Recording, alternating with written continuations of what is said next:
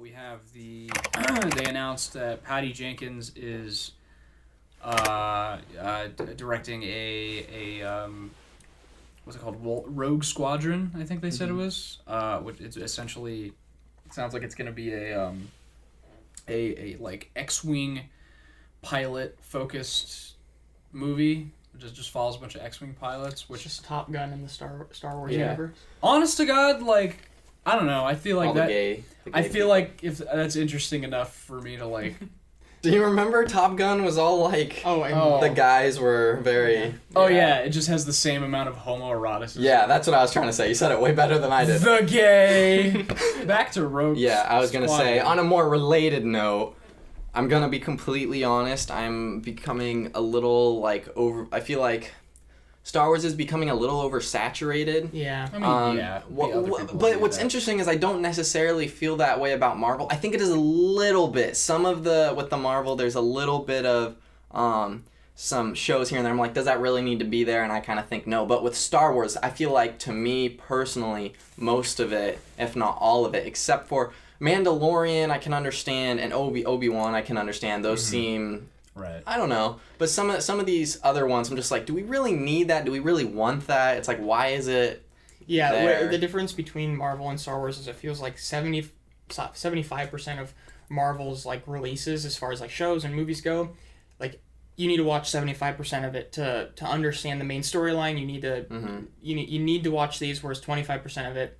If you're a fan, if you're a big fan, you can. Yeah. Star Wars feels like it's reversed. Like you only need to watch like 25% of what they release to really understand what's going on in like the main movies, and most of the other stuff is kind of just like fan service stuff, world building stuff. I could be wrong. I don't know. I mean, I think it really depends. I think the Mandalorian show is sort of becoming like a definitely a huge shift for, I think, Star Wars' future, and I definitely think the future of Star Wars is in like television format, and I think they have a certain advantage where they don't have to appeal to such a mass market audience, because I think there's been this people like since the sequel trilogy has come out, there's been this common critique of like Star Wars is played out, there's only so many stories you can tell in the Star Wars universe, and I disagree. I just think when it's like these sequels trilogies that came out, there was so much writing on it that you could almost feel like the studio hands of like,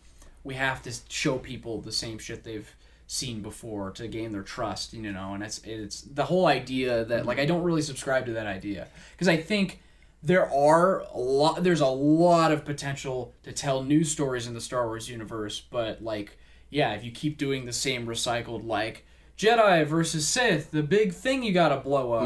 Like there's nothing that says you have to stick to that. Yeah. It's just we've just done this so many times, and I think that's what's great about The Mandalorian is it's like, again, like I've said in countless times to you guys in private, like season 1 of The Mandalorian, like there's like one lightsaber and it's in one shot and it's in like the last episode.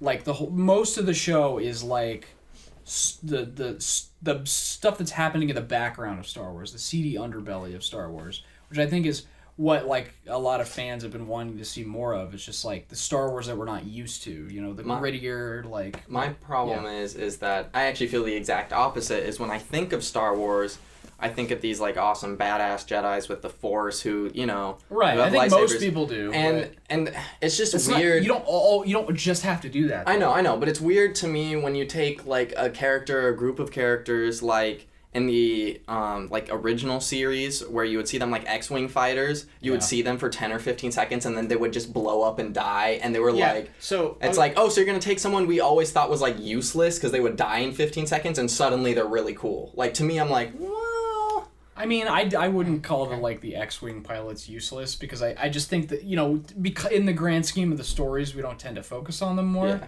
I mean, we usually see them when they're like. What? Yeah, they're blowing up, but I think this movie in particular is an opportunity to like imagine like a Star Wars movie where you're just focusing on like maybe like a group of small pilots, and it's like the drama between them. Again, it's like Top Gun, but like good. Excuse me? And I stand by that. Again, I think it's important to say that you guys haven't seen The Mandalorian yet. So I've seen the first 3 episodes. Oh.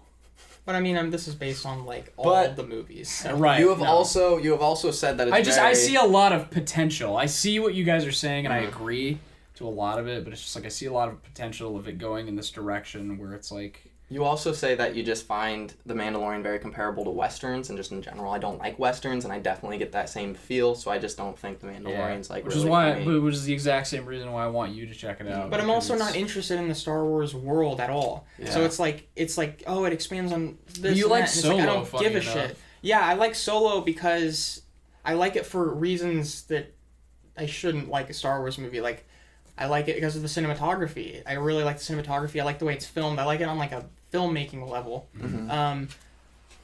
Because it's so much different. It stimulates my brain differently than most Star Wars movies do. It's like very cookie cutter and it looks so clean, and I just don't like it. And the action is all the same and the stakes are all the same, where I just feel like, and that's where I could say like The Mandalorian, as far as like scale goes, seems kind of comparable to Solo, a little bit more grounded and more like kind of smaller missions that are a little more low-key and not like, oh, it's the end of the galaxy and shit, which I'm definitely more into. Yeah. Right. But it's like, just give me the most basic things. Give me like, I want it to look different. I want like different looking movies. I want like action that's filmed really interestingly, and characters that are fleshed out, and I don't like, not just, the world building and Siths and Jedis and the Force and all this shit that's just, I don't know. And droids, I don't know. Maybe I just don't inherently like Star Wars, and that's fine, but it's just... Yeah, but I totally agree with a lot of the stuff you said, though, at the same time. Anyway, but that sort of leads into my next thing, which is the Rogue One spin-off show, which, I mean, again, all the things you said about Rogue One, my sort of take on Rogue One was like, it was just so close to being like a great movie, but just didn't quite get there. And I know there's a lot of people that like Rogue One. And I can see why people like Rogue One. I really like You Rogue can One. throw it on casually. You can watch it for the action, for the scope, and everything. K2SO is awesome. That's what I'm gonna get into. The best character in that movie is the fucking robot, because everybody else is like. I couldn't tell you 3 things. Yeah, that movie. again. That movie is pretty bland. I'll give that to you. Like character-wise, there's just nothing going on, and I'm hoping that. And it sucks because all the actors they picked, like, are, they're perfectly fine actors. They got Donnie Yen to do his little kung fu shit, and his little, he's awesome in that movie. And then him and that person, they have some weird friendship that they never develop. They they give you nothing to chew on. So I'm hoping this Rogue One, it set the movie set a really good foundation, but character-wise it was really flat. I'm hoping the Rogue One show is a chance to expand on that at least a little bit. Again, I think a lot of the best things you can say about these Star Wars, things that are coming out is like, oh, hopefully it'll correct or make this stronger. If it's a Rogue One spin-off show, if you haven't seen Rogue One already, I'll just assume you're not a big Star Wars fan, so I'll just say it anyway. Yeah. Everybody dies at the end of Rogue One, so like, how are they doing it? Sounds like it's going to be a prequel, and it sounds like it's specifically going to be following... Is it the same people? No, it's just one of the characters is coming back with like a new team. I don't exactly know the plot. Rogue 2. But it's, yeah. So here's my question. Yeah. What would it take as a non-Star Wars fan to get you like into it? That's my question. Or get into something, Yeah. Star Wars related. Just the most like well choreographed action set piece like type movie where like it's just like a war movie like Rogue One, like the whole setup of Rogue One, but like actually a good movie with characters like Adam Driver and. What's frustrating about Rogue One is that before they went back and did reshoots, it was supposed to be like a grittier war movie where there was no jokes or anything, and then the studio was like, it's not like Star Wars enough, so then they went back and made it less dark. It's not. So it's like it's kind of a war movie, but it's kind of not. So it just kind of doesn't commit to either. It's so frustrating. That's what's frustrating. It's so frustrating to go watch Star Wars movies and like really try, like The Last Jedi, and I think that's the closest that I've gotten to like actually just. Because it actually, I mean, say what you will about The Last Jedi, but it actually like had the balls to take risks. But Yeah, the problem is they keep wanting to take risks, and then they keep going, oh, but this isn't the Star Wars people know. People want different Star Wars now. They've gotten plenty of the... I mean, Solo's the regular Star shit. Wars movies that I've taken the most away from, as far as like, oh yeah, I can point to, oh, I liked these things. Mm-hmm. But like The Last Jedi had the potential to be like, in my eyes, the best Star Wars movie. Yeah. But like, there's so many moments that are just bad.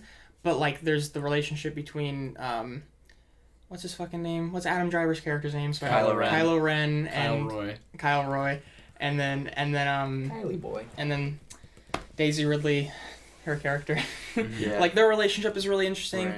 and it's like, it could be interesting in the Rise of Skywalker, but it's like they just do the cookie cutter version of like every good idea. Yeah. You know? Does that make sense? In Yeah. The Rise I think- of Skywalker, they tried to do what everybody wanted, and it just didn't work at all. See, I don't inherently dislike that they're together or whatever, but they're just They didn't develop it they do properly. the worst version of every good idea they have. It's Yeah. just so frustrating. So anyway. I think what you need is a Saving Private Ryan-esque Exactly. That's what rated R that's Star what- Wars. That's what Rogue One was supposed to Exactly. be until they went back, and Yeah. that's what's Exactly. frustrating about it. So I'm and you can still see the little Yeah. glimpses of it in there. Staying open-minded. And also, it's not like that I inherently am like, oh, I'm so tired of the whole lightsaber shit and all this like fucking Jedi stuff. Yeah. But it's like, I feel as though they still haven't capitalized on the best version of that stuff yet. Mhm. Like, I haven't, like, the closest we ever got to like an amazing Star Wars battle was Phantom Menace, you know? And like, there's still so much, there's so many things you can still do, but the problem is like, we keep doing the same things over and over. Yeah. So like, Right. I don't care if you want to keep doing the Jedi or lightsaber stuff, but just do it good. You know? I think Not most- like it's bad. It's just so. I just don't bland think to we me. need an episode 10 of Star Wars. I just think we need to end the main series altogether. That's why I think the future of Star Wars is these shows.